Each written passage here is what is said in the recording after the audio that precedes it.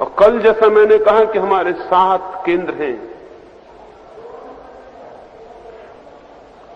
पहला और अंतिम केंद्र, पहला और 7वां केंद्र शक्ति के संग्रह हैं। वे कुछ करते नहीं, वे केवल शक्ति के आले हैं, वे शक्ति के संग्रहालय हैं। वहां शक्ति संग्रहित है पहले और 7वें केंद्र पर। दूसरा केंद्र शक्ति के बाहर फेंकने का केंद्र है। सेक्स का केंद्र शक्ति को बाहर फेंकने का केंद्र, वो एग्जिट है, वहां से शक्तियां बाहर फेंक जाती हैं। इसलिए उस केंद्र पर ही जो जीवन भर जीता है वो निरंतर असक्त होता चला जाता है। धीरे धीरे उसकी सारी ऊर्जा बह जाती है और वो ऊर्जाहीन और शक्तिहीन हो जाता है। 6वां केंद्र, जिसको मैंने आज्ञा कहा, मस्तिष्क में, कपाल में, दोनों आंखों के बीच में, वो काम के केंद्र से ठीक उल्टा केंद्र है। वो एंट्रेंस है, वो प्रवेश द्वार है। वहां से शक्तियां भीतर प्रवेश करती हैं। काम के केंद्र से शक्तियां बाहर फेंकती हैं, आज्ञा के केंद्र से शक्तियां भीतर प्रविष्ट होती हैं। इसलिए जो आदमी वासना के जितना निकट जिएगा, उस आदमी के पास संकल्प की शक्ति उतनी ही कम होगी, क्योंकि वो आज्ञा के केंद्र से सर्वाधिक दूर होगा। जो आदमी आज्ञा के केंद्र के पास ज्यादा जिएगा, जिसका ध्यान वहां होगा, उस आदमी को पता भी नहीं चलेगा कि वासना उसके चित्त से धीरे धीरे क्षीण हो गई है और वासना धीरे धीरे विलीन हो गई है। क्योंकि आज्ञा का केंद्र शक्तियों का निमंत्रक है, बुलाने वाला है, अवशोषित करने वाला है, उनको पी जाने वाला है। और जितनी शक्ति आज्ञा के केंद्र पर पी ली जाती है, उतना ही व्यक्तित्व मजबूत, शक्तिशाली, ऊर्जस्वी और प्रबल और संकल्पवान होता चला जाता है। ये 2 केंद्र, सेक्स का केंद्र शक्ति के निष्कासन का, आज्ञा का केंद्र शक्ति के आमंत्रण का केंद्र है। इन दोनों के बीच के 3 केंद्र, नाभि से लेकर कंठ तक, नाभि, हृदय और कंठ, वे तीनों केंद्र अंतर क्रिया के केंद्र हैं, जो शरीर की भीतरी क्रियाओं को गतिमान रखते हैं।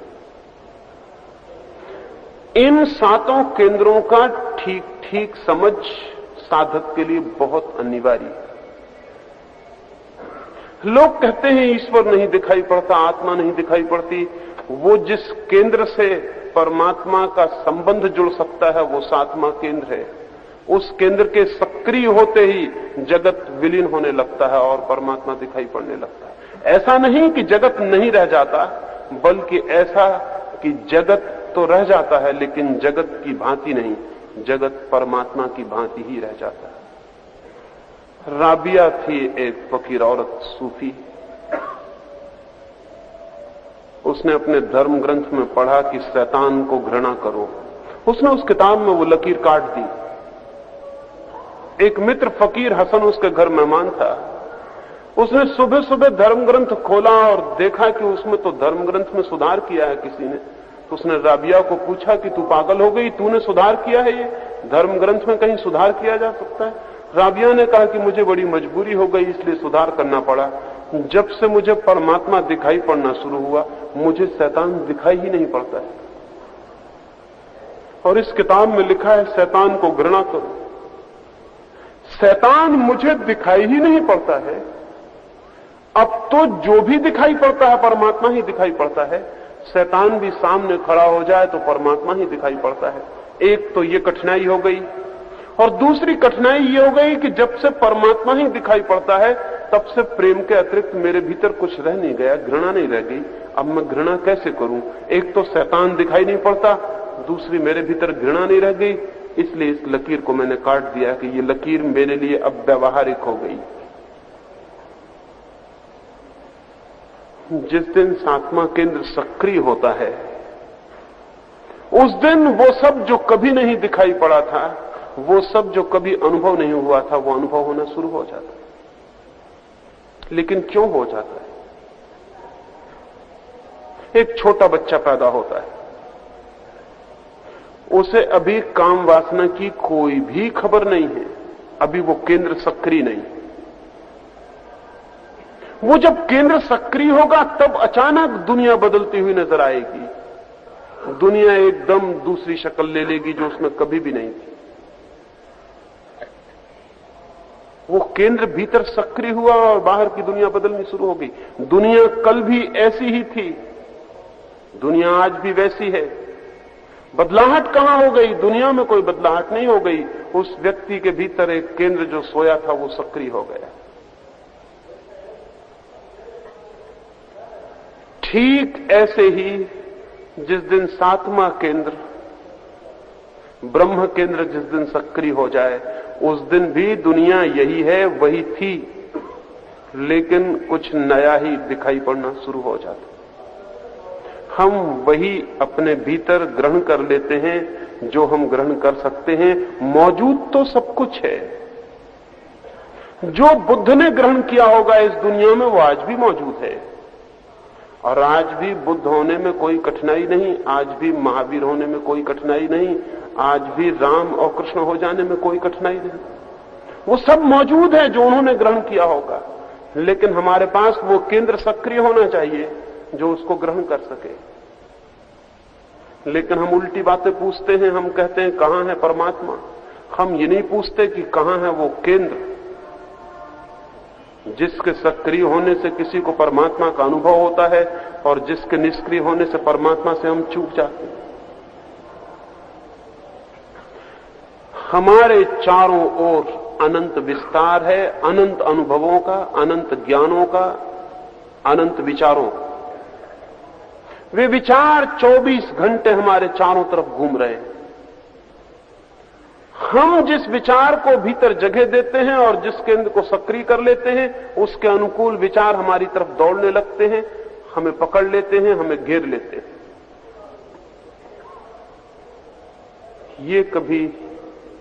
ये कभी समझने जैसा है। अगर सुबह आप क्रोधित हो गए हों तो आप दिन भर हैरान होंगे ये बात जानकर कि उस दिन भर में न मालूम कितने क्रोध के मौके आ जाते हैं। क्या हो जाता है उस दिन? कहते हैं आज सुबह से ही कुछ खराब हो गया, कुछ भाग्य खराब हो गया। भाग्य खराब नहीं हो गया है। सुबह से जो सक्रिय हो गई है वृत्ति, वो अपने ही अनुकूल घटनाओं को चारों तरफ से खींचती चली जाती। वो फिर दिन भर खींचती रहती है। इसलिए जो जानते हैं वो कहेंगे कि रात सोते समय अत्यंत ध्यान की अवस्था में सो जाना, ताकि रात भी, पूरी रात भी विचार आपकी तरफ आकर्षित होते हैं, चाहे आप सोए रहें।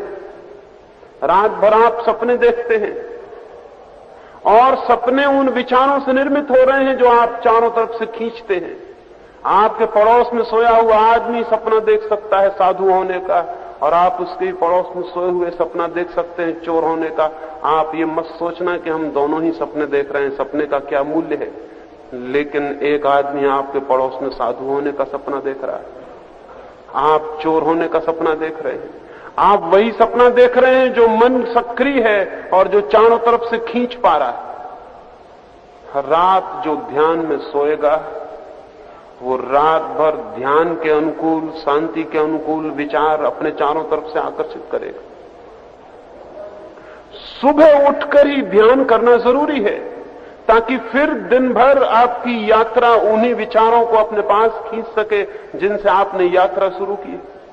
लेकिन अक्सर लोग सुबह बड़े गलत ढंग से शुरू करते हैं और रात सोते भी बहुत गलत ढंग से। ये दो समय बहुत ध्यान कर लेने जैसे हैं। रात के सोते समय का क्षण अत्यंत ध्यान, शांति, मौन और आनंद में और प्रार्थना में डूबते हुए व्यतीत होना चाहिए।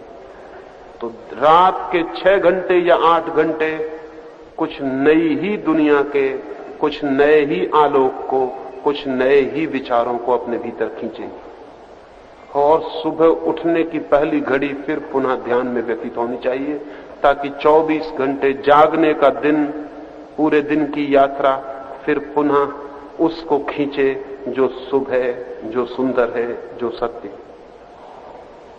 इन 2 घड़ियों को जो संभाल ले वो 24 घंटे को संभाल सकता है। इसलिए जिस ध्यान की प्रक्रिया के लिए मैं आपसे कह रहा हूं, उसे रात सोते समय करें और सुबह उठते समय करें। जागने का प्रारंभ ध्यान से हो, नींद का प्रारंभ ध्यान से हो। ये दोनों संधि काल अगर ठीक से संभाले जा सकें तो व्यक्तित्व में शांति और क्रांति आनी शुरू हो जाए।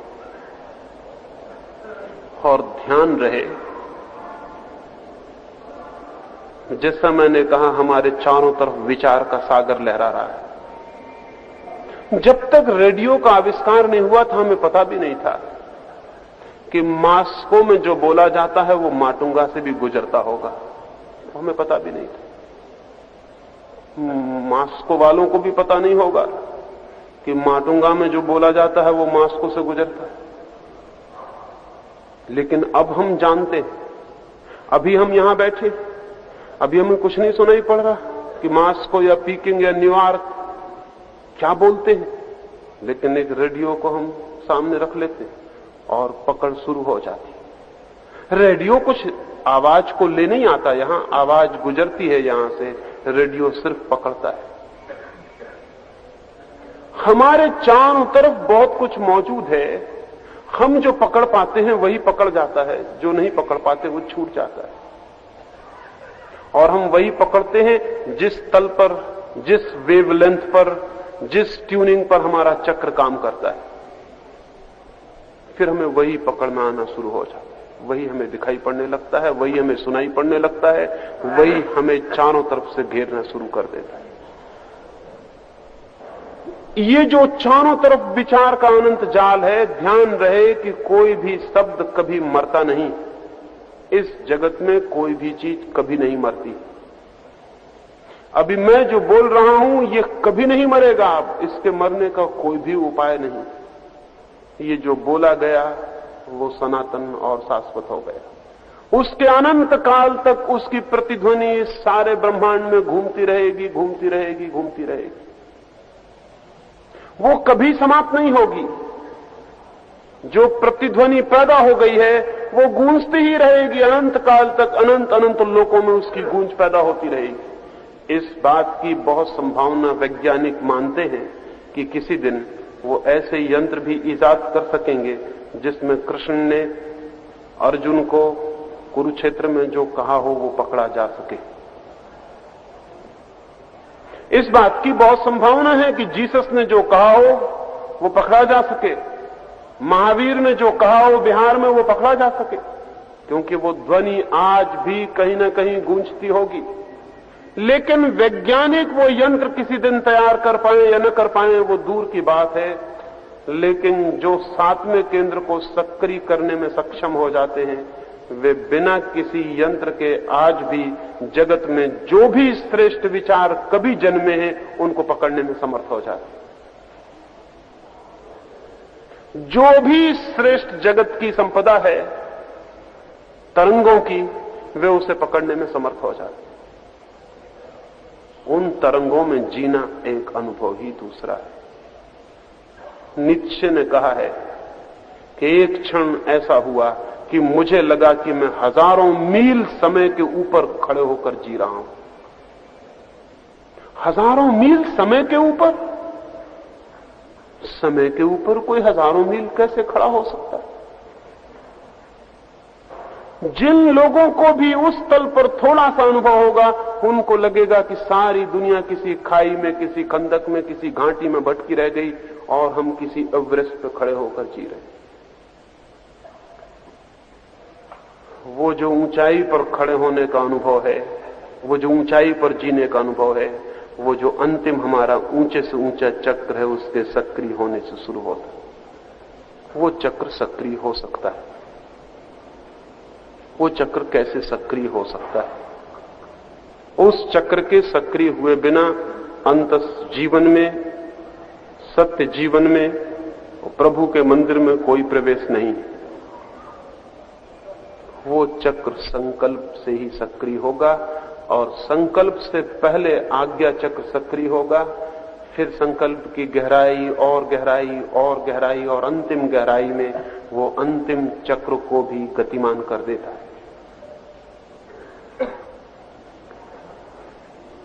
ये जो ध्यान की प्रक्रिया मैंने कही है, इस ध्यान की प्रक्रिया को हम जितनी गहराई तक ले जा सकें, अंतिम गहराई तक, चरम गहराई तक, उतने ही दूर तक हम अंतिम चक्र को सक्रिय करने में समर्थ हो सकते हैं। और ये ख्याल रहे कि वो चक्र अनायास सक्रिय नहीं होता है, हम करेंगे तो ही हो सकता है।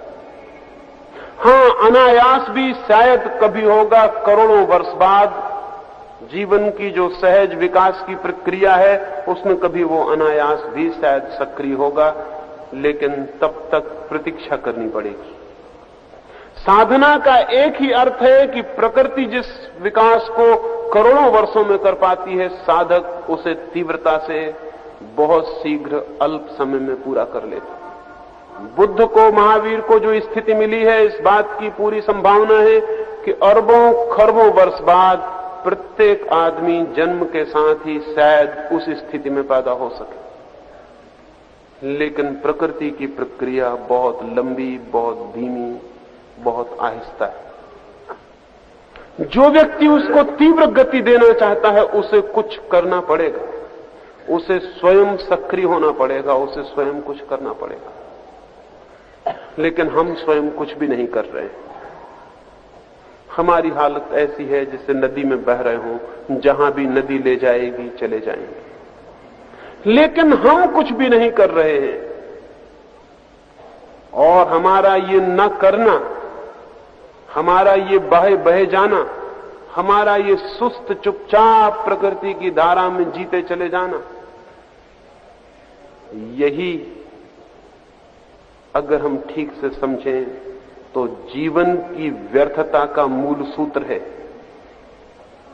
इस व्यर्थता को तोड़ना हो तो कुछ करना पड़ेगा। क्या करना पड़ेगा? मंदिरों में जाके पूजा करनी पड़ेगी, गुरुओं के चरण पकड़ने पड़ेंगे, तिलक टीका लगाना पड़ेगा, यज्ञ हवन करने पड़ेंगे। ये फिर हमने असली चीज को करने से बचने का ख्याल खोज लिया। जो करना है वो ये करना नहीं है। इस करने से कुछ भी नहीं होगा। इस करने से सिर्फ एक धोखा पैदा होगा कि हम कुछ कर रहे हैं। उससे तो पहली हालत ही अच्छी थी कि बहे जा रहे थे। कम से कम ये धोखा तो नहीं था कि हम कुछ कर रहे हैं। कम से कम ये तो था मन में कि हम कुछ भी नहीं कर रहे हैं, तो शायद कभी मन को ये आकांक्षा पकड़ लेती कि कुछ करें। लेकिन ये जो कुछ भी करने लगते हैं लोग, माला फेरने लगे या जाके मंदिर में पूजा करने लगे, इन लोगों को एक भ्रम पैदा होता है कि हम कुछ कर रहे हैं। और इस भ्रम के कारण वो जो आकांक्षा कभी पैदा हो सकती थी कि हम कुछ करें, वो आकांक्षा भी कभी पैदा नहीं हो पाती। इसलिए दुनिया को जितना नुकसान धर्म के नाम पर प्रचलित क्रियाकांड ने पहुंचाया है, उतना नुकसान और किसी ने भी नहीं पहुंचाया। और धर्म के नाम पर प्रचलित क्रियाकांड के जो दलाल हैं, उन्होंने मनुष्य जाति का जितना अहित किया है, उतना और किसी ने भी नहीं किया है। जिनके आदमी पैर पकड़ते हैं और जिनकी पूजा करते हैं, उन लोगों ने ही आदमी की गर्दन पर हाथ कस के रखे हुए, वे ही आदमी के प्राण लेवा हैं। लेकिन ये दिखाई नहीं पड़ता। उन्होंने जो करना चाहिए, संकल्प को सजग करने की कोई साधना, उस तरफ से तो हटा दिया है। लेकिन कुछ थोथे धंधे हाथ में पकड़ा दिए हैं, जिन्हें करने से न कोई संकल्प विकसित होता, न कोई आत्मबल जागता, जिनकी चेष्टा से न कोई केंद्र सक्रिय होते, जिनके प्रयास से न भीतर के प्राणों में कोई नई गति आती। लेकिन उस तरह की हजारों हजार क्रियाएं सारी दुनिया में चल रही। धर्म के नाम पर सब्स्टिट्यूट रिलीजन, धर्म के नाम पर धर्म को पूरा कर देने वाला स्यूडो रिलीजन, एक झूठा धर्म सारी दुनिया में विकसित हो गया है। इस झूठे धर्म ने मनुष्य को धार्मिक होने में एकदम बाधा डाल दी है, क्योंकि आदमी को लगता है मैंने कर लिया, मैं मंदिर हो आया।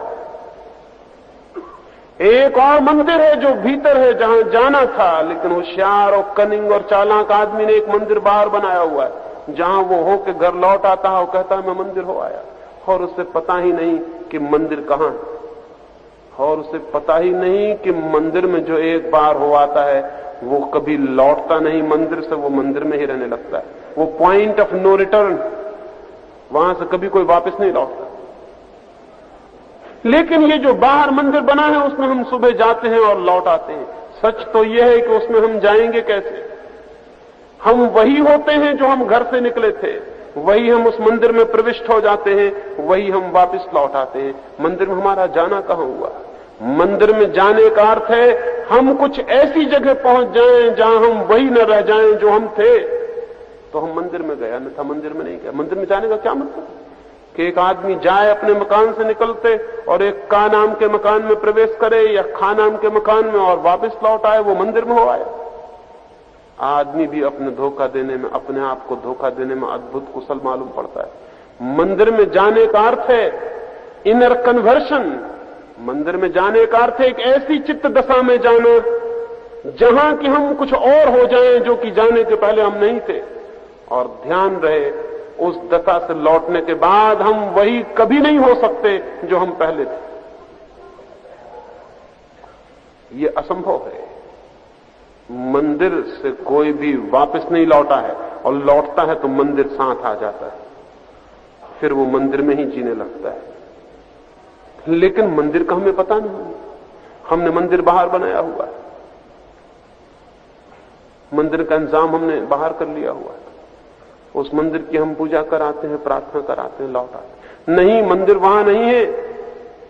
ये जो मैं 7वां चक्र कह रहा हूं, ये मंदिर है। इस 7वें चक्र में पहुंच जाना मंदिर में प्रवेश। लेकिन बाहर का मंदिर भी जिन लोग जानते होंगे, जिन्होंने भीतर के मंदिर की चर्चा की होगी, उनको सुनकर हमने बना लिया।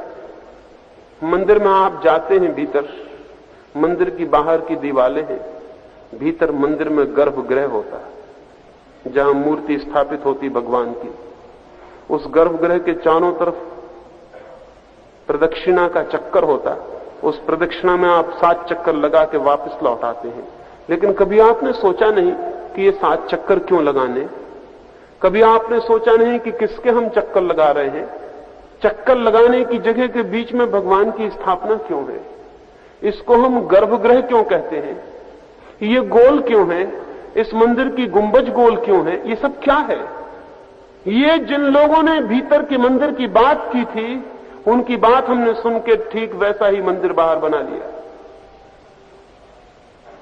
वो जो गुंबज आपको दिखाई पड़ता है मंदिर के ऊपर, वो मनुष्य के सिर का प्रतीक है, जिसके भीतर कहीं परमात्मा का निवास है। लेकिन वो परमात्मा का निवास किसी गोल चक्कर के बीच में है। ऐसा कुछ बात की होगी जिन्होंने जाना,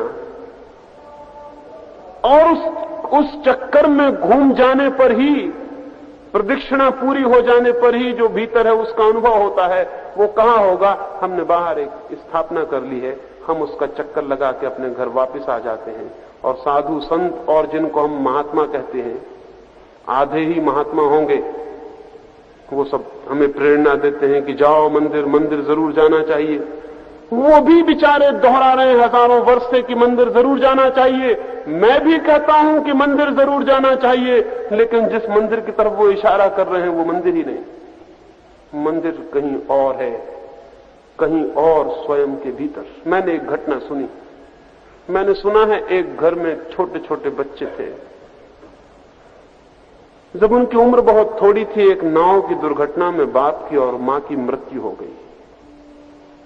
बच्चे छोटे थे, फिर भी उन्होंने सोचा कि हमारे माँ बाप तो मर गए, वो जो करते थे वो हमें भी करते रहना चाहिए। आखिर पता नहीं क्या रहस्य रहा होगा उनके करने में। तो बच्चे छोटे थे, उन्होंने देखा था कि पिता खाने के पहले, खाने के बाद एक आले पर से जाके कुछ लकड़ी उठा के पता नहीं क्या करते थे। वो खाने के बाद अपने दांत साफ करते थे, एक छोटी सी लकड़ी की सीख वहां रख छोड़ी थी। लड़कों को ये तो पता था नहीं, छोटे बच्चे थे, कि वो करते क्या थे, और लड़कों के दांत भी ऐसे नहीं थे कि उनको सीख से साफ करने की जरूरत हो, उस पता का कारण भी न था। लेकिन इतना मालूम था कि एक सीख वो एक आले में रखते और बड़े नियमित रूप से दोनों वक्त आले के पास जाते। तो उन्होंने सोचा कि जरूर भोजन करने से और इस आले के पास जाने का कोई संबंध है, और जरूर इस लकड़ी की सीख में कोई राज है। तो उन्होंने एक लकड़ी की सीख वहां रख ली। अब उन्हें तो पता भी नहीं था, तो वो रोज जाके हाथ जोड़ के खाने के पहले पीछे उस लकड़ी के सीख को नमस्कार कराते थे। वो नियमित क्रम हो गया, वो बड़े हो गए। फिर उन्होंने नया मकान बनाया, तो उन्होंने कहा, ये कहां की छोटी सी लकड़ी की सीख रखे हो, एक अच्छी चंदन की लकड़ी बनवा लो, क्योंकि रोज इसके हाथ जोड़ने पड़ते। उन्होंने एक चंदन की लकड़ी बना के नए मकान में एक सुंदर छोटी मढ़िया बनाई, एक मंदिर ही बना लिया आले की जगह। एक चंदन की बढ़िया खुदावदार लकड़ी उस पर लगा दी। रोज सुबह शाम वो उसको खाने के आगे पीछे हाथ जोड़ाते थे। फिर ऐसी पीढ़ियां गुजर गईं, उनके और लड़के पैदा हुए, उन्होंने और बड़े मकान बनाए। लड़के तो बड़े मकान बनाएंगे, वो छोटी सी जो आला था वो धीरे धीरे बड़ा मंदिर हो गया। वो छोटी सी जो सीख थी धीरे धीरे एक पूरा स्तंभ हो गई। फिर कोई पूछा कभी उन लोगों से कि तुम ये करते क्या हो? उन्होंने कहा, ये हमारे यहां सदा से होता चला है, ये कोई धार्मिक क्रिया है, और इसको जो नहीं करता वो बहुत अधार्मिक है। कुछ लड़के हमारे घर के बिगड़ गए हैं, वो मानते ही नहीं, वो इसको हाथ ही नहीं जोड़ते। जो लड़के हाथ नहीं जोड़ते थे वो बिगड़ गए, जो हाथ जोड़ते थे वो बहुत धार्मिक थे। करीब करीब ऐसा ही हुआ है, हो रहा है। जीवन के जो अंत सत्य हैं वो प्रतीकों में ही कहे जा सकते हैं। हमारे हाथ में प्रतीक पकड़ जाते हैं, उनको लेकर हम बैठ जाते हैं और उन प्रतीकों की पूजा चल पड़ती है, और भूल जाते हैं हम कि प्रतीक इंगित करते थे किसी और। प्रतीक ही सत्य नहीं है, किसी और तरफ इंगित है। वो जो साथ में चक्र की मैंने बात कही, वही मंदिर है जहां प्रवेश करना है। उसका द्वार, उस मंदिर का द्वार आज्ञा चक्र है, जहां से प्रवेश होगा। इस आज्ञा चक्र पर कैसे श्रम किया जाए, क्या किया जाए, किस भांति इस चक्र को हम जीवंत, सक्रिय और परिपूर्ण खिला हुआ कर दें, इसकी पूरी फ्लावरिंग हो जाए। 3 छोटे सूत्र समझ लेने चाहिए। एक, जीवन में जितना संकल्प होगा उतना ज्यादा ये द्वार खुलेगा। संकल्प का अर्थ क्या है? संकल्प का अर्थ है कि कुछ भी करना हो तो समग्र शक्ति उसमें समायोजित हो जानी चाहिए, भीतर खंड खंड नहीं होने चाहिए। ऐसा नहीं होना चाहिए कि आधा मन कहता है करो, आधा कहता है मत करो। अगर मन टुकड़ों में बटा है, डिसइंटीग्रेटेड है, खंड खंड है, तो आपस में टुकड़े लड़ जाएंगे और संकल्प नष्ट हो जाए।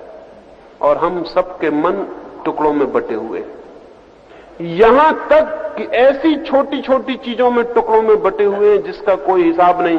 न तो हमारे भीतर सीधा हां है, न हमारे भीतर सीधा ना है, हमारे भीतर दोनों एक साथ। न हम बाएं जाना चाहते, न हम दाएं, हम दोनों तरफ एक साथ जाना चाहते हैं। तब धीरे धीरे पूरा संकल्प क्षीण हो जाता है।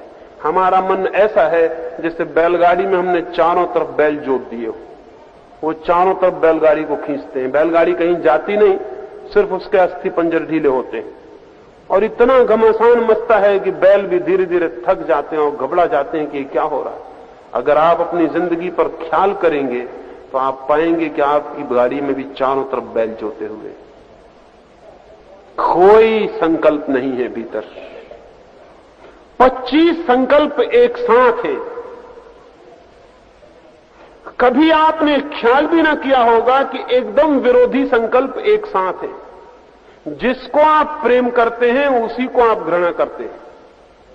एकदम से चौंकाने वाली बात लगेगी, लेकिन आपने कभी ख्याल नहीं किया होगा कि जो अभी मित्र है वो एक क्षण में शत्रु हो सकता है। अभी इससे इतना प्रेम था, एक क्षण में इतनी घृणा कैसे आ गई? उस प्रेम के ठीक नीचे घृणा बैठी थी। वो घृणा प्रतीक्षा करती थी कब प्रेम हट जाए और मैं मौजूद हो जाऊं। इसलिए दुश्मन से उतना खतरा नहीं होता जितना मित्रों से खतरा होता है, क्योंकि दुश्मन अगर अब आगे कुछ भी बन सकता है तो मित्र बन सकता है, उसके भीतर मित्र छिपा रहता है। और मित्र अगर अब कुछ भी बन सकता है तो एक ही पॉसिबिलिटी है कि दुश्मन बन सकता है, उसके भीतर दुश्मन छिपा रहता है। इसलिए दुश्मन से तो एक आशा होती है, मित्र से कोई आशा नहीं होती। जिसको आप श्रद्धा करते हैं उसके ही लिए आपके मन में पूरी अश्रद्धा भीतर मौजूद होती है। अश्रद्धा मौके की तलाश में होती है कि कुछ पता चल जाए तो प्रकट हो जाऊं, श्रद्धा एक तरफ फेंक जाए, अश्रद्धा ऊपर आ जाए। इसलिए श्रद्धा करने वाले से बहुत सावधान रहना चाहिए। वो तैयारी कर रहा होगा भीतर की कब अश्रद्धा करूं। हमारे मन की पूरी स्थिति एक आंतरिक कलह से भरी हुई है। हम ऊपर कुछ हैं, भीतर कुछ हैं, जो हैं उसी वक्त कुछ और हैं। जब आप किसी का हाथ में हाथ लेके कहते हैं कि मैं तुम्हें बहुत प्रेम करता हूं, थोड़ा भीतर झांक के देखना कि मन उसी वक्त क्या कह रहा है। मन उसी वक्त कह रहा होगा क्या झूठी बातें बोल रहे हो, क्यों ऐसी बातें बोल रहे हो। मन उसी वक्त कह रहा होगा। एक फकीर था नसरुद्दीन, उसके गांव का जो राजा था उसकी पत्नी से उसका प्रेम था। वो एक रात उस पत्नी से विदा ले रहा है।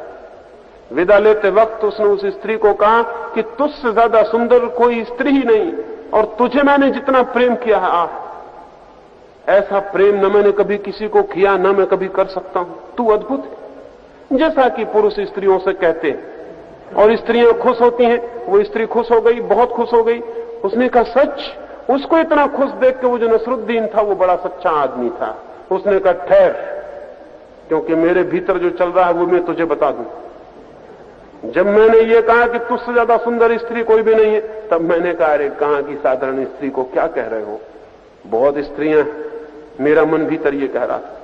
और जब मैंने तुझसे कहा कि तुझे मैं बहुत प्रेम करता हूं, तुझसे ज्यादा प्रेम मैंने कभी किसी को नहीं कहा, तब मेरा मन भीतर हंस रहा था। वो कह रहा था ये तो मैंने और स्त्रियों से पहले भी कहा है, बिल्कुल यही कहा है। आदमी का मन पूरे वक्त इनर कंट्राडिक्शन से भरा हुआ है, भीतरी द्वंद से भरा हुआ है। भीतरी द्वंद है तो संकल्प कभी पैदा नहीं होगा, क्योंकि संकल्प का अर्थ है एक मन। संकल्प का अर्थ है एक मन, इंटीग्रेशन। संकल्प का अर्थ है एक आवाज, संकल्प का अर्थ है एक स्वर। और हम 24 घंटे विरोधी स्वरों से भरे। इसकी समझ चाहिए कि धीरे धीरे हमारे विरोधी स्वर समाप्त हों। जब हम कहते हैं कि मैं बहुत दृढ़ विश्वास करता हूं, तभी पक्का हमारे भीतर संदेह मौजूद होता है। अजीब बात है, हम जो कहते हैं ठीक उससे उल्टा हमारे भीतर मौजूद होता है। ये ठीक उल्टा भीतर मौजूद है, ये निगेट कर देता है, जो हम कहते हैं उसे काट डालता है। तब हमारा पूरा व्यक्तित्व इन विरोधों में उलझ के समाप्त हो जाता है।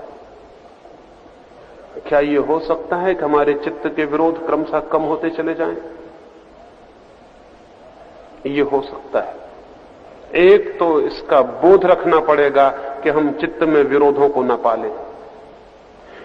तो मैं निरंतर जो कह रहा हूं वो ये कह रहा हूं, मैं कह रहा हूं श्रद्धा मत करो ताकि अश्रद्धा न करनी पड़े, विश्वास मत करो ताकि संदेह न करना पड़े, मित्र मत बनो ताकि शत्रु न बनना पड़े, शिष्य मत बनो नहीं तो गुरु बनने की दौड़ शुरू हो जाएगी, वो बच नहीं सकती, वो जारी रहेगी। वो जो विरोध है दोनों से बचने की कोशिश करो ताकि अविरोध चित्त की दशा खड़ी हो जाए। विरोध में तोड़ो ही मत।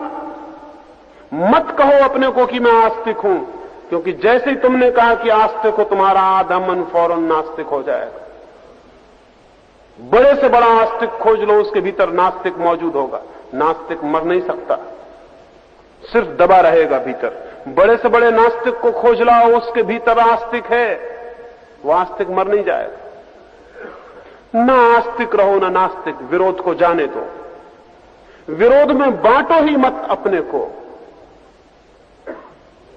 जितना ही व्यक्ति इस बात को गहराई से समझ ले और विरोधों से बचता चला जाए, एक अद्भुत शांति की, समता की स्थिति खड़ी होनी शुरू होती। एक अविरोध की, अखंड,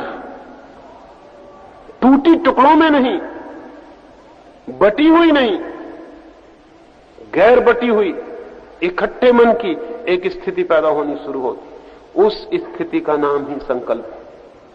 और उस स्थिति का जितना बढ़ावा होगा, उतना ही हमारा भीतर प्रवेश शुरू हो जाएगा। लेकिन नहीं, हम तो हमेशा बांट कर देखते हैं। हम तो कहते हैं या तो हम मित्र होंगे या हम शत्रु होंगे, बीच में हम नहीं हो सकते। और हमें पता ही नहीं कि बीच में होना ही असली होना है। या तो हम कहते हैं कि या तो हम श्रद्धा करेंगे या अश्रद्धा करेंगे, या तो हम आदर करेंगे या हम अनादर करेंगे। हम दो में से कुछ एक करेंगे, लेकिन दो में से जो एक कर रहा है वो दूसरे को भी करना जारी रखेगा। पहलू बदलते रहेंगे, जैसे घड़ी का पेंडुलम कभी इस कोने से उस कोने चला जाता है, लेकिन ध्यान रहे वो उस कोने पे इसलिए गया है ताकि वापस अपने कोने पर लौट आए। वो चलता रहेगा। जब वो दूसरी तरफ जा रहा है, तब ध्यान रहे कि वो इस तरफ आना भी शुरू हो गया है।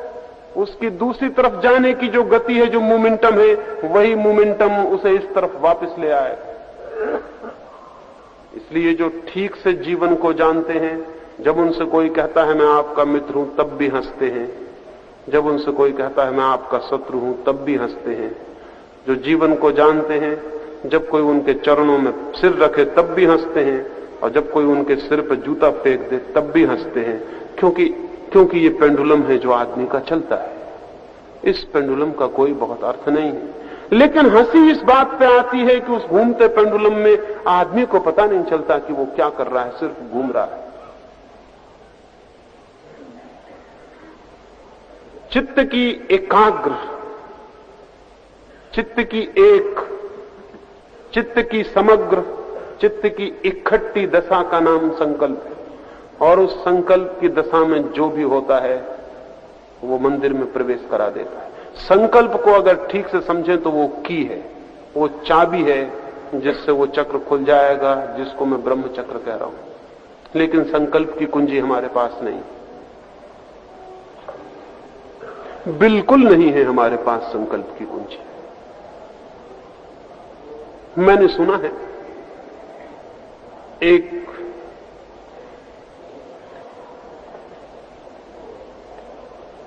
एक बहुत प्राचीन कुलीन परिवार में एक छोटा बेटा शिक्षा के लिए बाहर जाने को है। उसकी उम्र सिर्फ 7 वर्ष है। उसका बाप उससे कहता है कि हमारे घर से आज तक जो भी आदमी पढ़ने गया है वो कभी बिना पूरी शिक्षा किए हुए वापस नहीं लौटा। और हमारे घर की ये रिवाज और ये संस्कार रहा है कि छोटे से बच्चे को भी जब हम घर से विदा करते हैं शिक्षा के लिए गुरुकुल जाने को, तो बच्चा पीछे लौट लौट के नहीं देखता, क्योंकि पीछे लौट लौट के देखने के हम बहुत दुश्मन हैं। हम जब घर से किसी को विदा करते हैं बच्चे को शिक्षा के लिए, जब मेरे बाप ने मुझे विदा किया था तो उसने कहा था आंख में आंसू ना आए, क्योंकि आंख में अगर आंसू आए तो फिर ये घर तेरा नहीं है, फिर लौटना नहीं हो सकेगा। हम रोते आदमियों को घर में प्रवेश नहीं देते। यही मैं तुझसे कहता हूं कि कल सुबह 4 बजे तुझे भेजा जाएगा गुरुकुल। एक नौकर तुझे घोड़े पर बिठा के छोड़ने जाएगा। 1 मील दूर पर मोड़ आता है, वहां तक तुझे घर दिखाई पड़ेगा, लेकिन लौटकर पीछे मत देखना। हम छत पर खड़े हुए देखेंगे कि तूने पीछे लौट के तो नहीं देखा, क्योंकि पीछे लौट के देखने वाले व्यक्ति का कोई भरोसा नहीं। पीछे लौट के देखना ही मत। 7 वर्ष का छोटा बच्चा, वो बहुत घबराया। उसकी मां ने उसे रात कहा कि घबराओ मत, यही सदा होता रहा है। और एक बार हमने ऐसा सुना है कि किसी ने पीछे लौट कर देख लिया था, फिर ये घर उसका नहीं रहा। पीछे लौट के मत देख। वो 7 वर्ष का बच्चा रात भर सो नहीं सका कि मां बाप को पीछे लौट के नहीं देखेगा, अपने घर को लौट के नहीं देखेगा, आंख में आंसू नहीं लाने, पीछे लौट के नहीं देखना। 7 वर्ष के बच्चे से ऐसी आशा, हम कहेंगे बड़े कठोर थे वे लोग, बड़े दुष्ट थे। हम होते तो लाड़ प्यार करते, चॉकलेट खिलाते, रोते खुद भी उसको भी रुलाते और बड़ा प्रेम जाहिर करते। प्रेम नहीं है ये उस बच्चे के व्यक्तित्व से संकल्प को नष्ट करना। आज तो सारी दुनिया में यही ख्याल है, सारी दुनिया में यही ख्याल है कि बच्चे के आगे पीछे नाचो कूदो। बच्चे से ज्यादा बचकाना तुम अपनी हालत दिखाओ। ऐसे बच्चे के भीतर कभी भी वो ठोस कोई चीज खड़ी नहीं हो पाती जो खड़ी होनी चाहिए, रीढ़ नहीं बन पाती उसकी आत्मा में।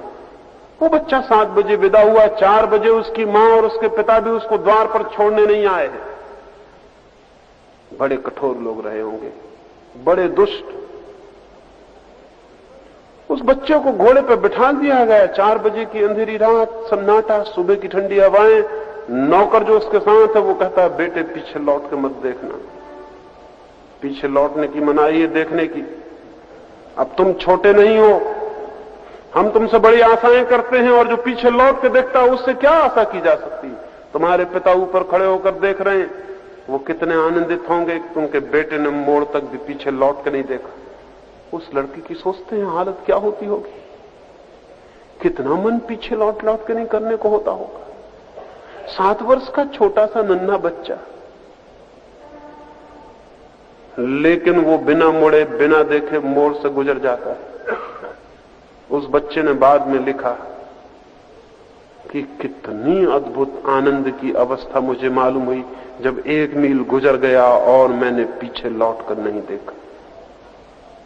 वो स्कूल पहुंचा है, सुबह सुबह अपने गुरुकुल पहुंचा है। उस गुरुकुल का जो भिक्षु है जो उसे दीक्षा देगा, वो उसको दरवाजे पे मिलता है और कहता है कि प्रवेश के नियम है, हर कोई प्रविष्ट नहीं हो जाता। दरवाजे पर आंख बंद करके बैठ जाओ, और जब तक मैं दोबारा ना आऊं और खुद ना पूछूं तब तक आंख भी मत खोलना और उठना भी मत। और अगर तुमने बीच में आंख खोल दी और तुम भीतर आ गए या तुमने आसपास देख लिया तो तुम्हें वापस घोड़े पर लौटा दिया जाएगा। तुम्हारा नौकर बाहर प्रतीक्षा कर रहा है। और ध्यान रहे, तुम जिस घर से आते हो उस घर का कोई बच्चा कभी वापस लौट के नहीं गया है, और ये प्रवेश परीक्षा है। 7 वर्ष के छोटे से बच्चे को द्वार पर बिठा दिया। कोई पूछता नहीं उससे कि तुम्हारी मां दुखी होती होगी, आओ बेटे तुम्हारा इंतजाम करें। कोई पूछता नहीं, उसका सामान रखा है, उसका घोड़ा बाहर बंधा है, उसका नौकर प्रतीक्षा कर रहा है। उस बच्चे को दरवाजे पर आंख बंद करके बिठा दिया गया, 7 साल के बच्चे को। वो शिक्षक भी बड़े कठोर और क्रूर रहे होंगे, लेकिन जो जानते हैं कि उन मां बाप और उन शिक्षकों से दयावान और कोई भी नहीं था। वो बच्चा बैठा है, स्कूल में बच्चे आ रहे हैं, कोई उसको धक्का मारता है, कोई कंकड़ मारता है, बच्चे बच्चे हैं। कोई छेड़खानी करता है, लेकिन उसे आंख बंद रखनी है, चाहे कुछ भी हो जाए, क्योंकि आंख अगर बंद नहीं रही तो वापस लौटना पड़ेगा। किस मुंह से पिता के सामने खड़ा हो जाएगा कि मैं वापस आ गया। उस घर में कभी कोई वापस नहीं लौटा। वो छोटा सा बच्चा, सुबह की उस धूप बढ़ने लगी है, मक्खियां उसके चारों तरफ घूम रही हैं, बच्चे पत्थर मार रहे हैं, जो निकलता है वही धक्का मारता चला जाता है। वो आंख बंद किया है, भूख जोर की लग रही है, प्यास लग रही है, लेकिन आंख खोलनी है ना उठना है। दोपहर हो गया, सूरज ऊपर आ गया, सिर पे छा गया, पता नहीं क्या हो रहा है, कोई आता नहीं, कोई बोलता नहीं, उसे आंख बंद किए बैठा है, उसने आंख नहीं खोली, झपक कर भी आंख नहीं देखी। सूरज ढलने के करीब आ गया, सांझ आ गई, वो भूख से तड़पा जा रहा है। वो गुरु और 10-15 और भिक्षु आते हैं, उसे उठा लेते हैं और कहते हैं तू प्रवेश परीक्षा में उत्तीर्ण हो गया, तेरे पास संकल्प है, अब आगे कुछ हो सकता है, तू भीतर आ। वो युवक हो गया बाद में, तब उसने लिखा कि आज मैं याद करता हूं उनकी जो इतने कठोर मालूम पड़े थे, आज जानता हूं उनकी करुणा अद्भुत थी। हमारी करुणा बहुत अद्भुत है और हमारी करुणा सब लोच पोच कर देती, सब इम्पोर्टेंट कर देती, और हम दूसरे के प्रति भी ऐसे ढीले हैं और अपने प्रति भी ऐसे ही ढीले। ऐसे संकल्प पैदा नहीं हो जाता। संकल्प पैदा होने का अर्थ है कुछ करना पड़ेगा, कुछ दांव लेने पड़ेंगे, कुछ निर्णय करना पड़ेगा, कहीं रुकना पड़ेगा, कहीं ठहरना पड़ेगा। उस दबाव में ही वो संकल्प जागता है। अब इधर मैं ध्यान करने के लिए कहता हूं, 15 मिनट इतने मुश्किल हो जाते हैं कि मुझे 10 मिनट में मुझे ही खत्म कर देना पड़ता है। 15 मिनट नहीं बैठते आप, इस ख्याल में मत रहना, तो 10 मिनट में ही आपकी हालत देख के खत्म कर देना पड़ता है। 15 मिनट में कितनी दफा आंख खोल कर देख लेते हैं पता है आपको? संकल्प ऐसे जन्मेगा। 15 मिनट आदमी आंख बंद करके नहीं बैठ सकता, इससे ज्यादा कमजोरी की और क्लीव और नपुंसक कोई अवस्था हो सकती। 15 मिनट आंख बंद करके बैठना मुश्किल है।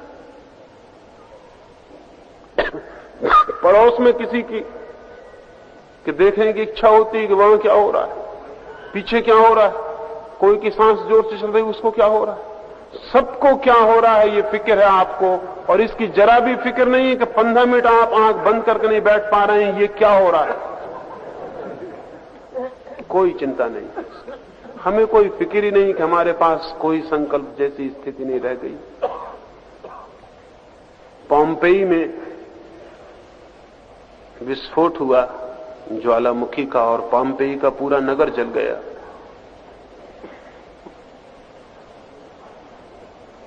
एक सिपाही जो चौरस्ते पर खड़ा था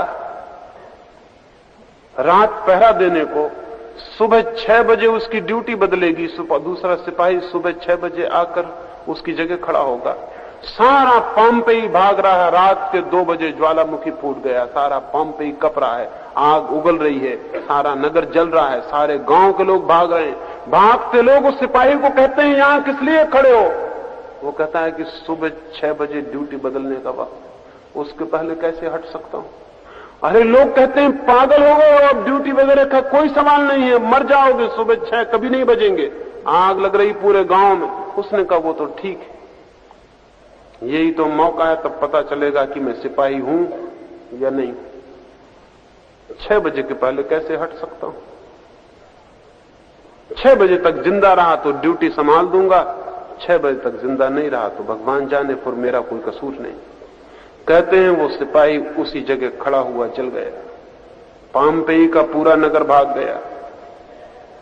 उन भागे लोगों की स्मृति में कोई मूर्ति नहीं, उस सिपाही की मूर्ति बनानी पड़ी उस जगह।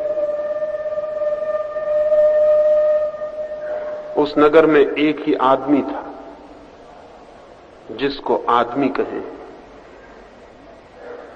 जिसके भीतर कुछ बल था, जिसके भीतर कोई मन था जो खड़ा रह सकता है। लेकिन हम कहां पोम्पेई? कोई पड़ोस में सिगरेट जला ले और आंखें खुल जाएंगी, कोई पड़ोस में जरा सा खांस दे और आंखें खुल जाएंगी। कैसा ये व्यक्तित्व है? इस व्यक्तित्व को लेकर किस मंदिर में प्रवेश की इच्छा है? नहीं, किसी मंदिर में कहीं प्रवेश नहीं हो सकेगा। हो सकता है, कोई रुकावट नहीं है सिवाय हमारे थोड़ा संकल्प, थोड़ा बल, थोड़ी हिम्मत, थोड़ी इस बात की कोशिश कि मैं जो कर रहा हूं कुछ करूं तो। रोज मेरे पास लोग आते हैं, वो कहते हैं एक दिन ध्यान किया, अभी तो कुछ नहीं हुआ।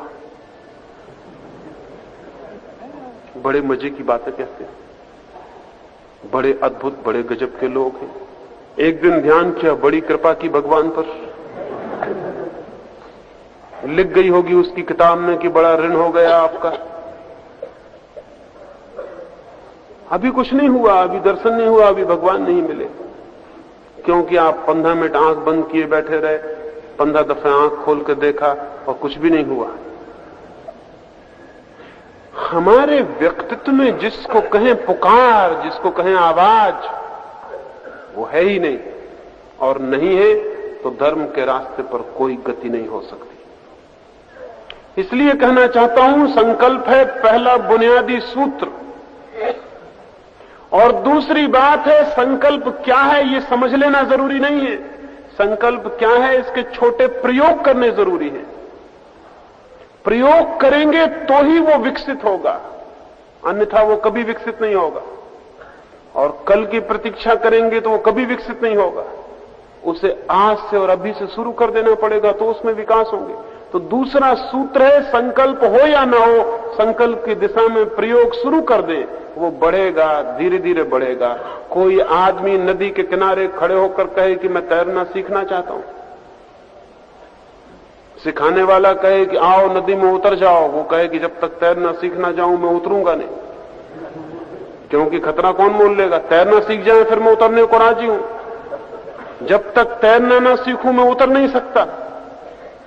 अब सिखाना बहुत मुश्किल हो गया, क्योंकि सिखाने के लिए भी उतारना जरूरी है, और बिना तैरना जाने ही पहली दफा उतरना पड़ेगा, क्योंकि उसी उतरने से उस तैरने का विकास होने वाला है।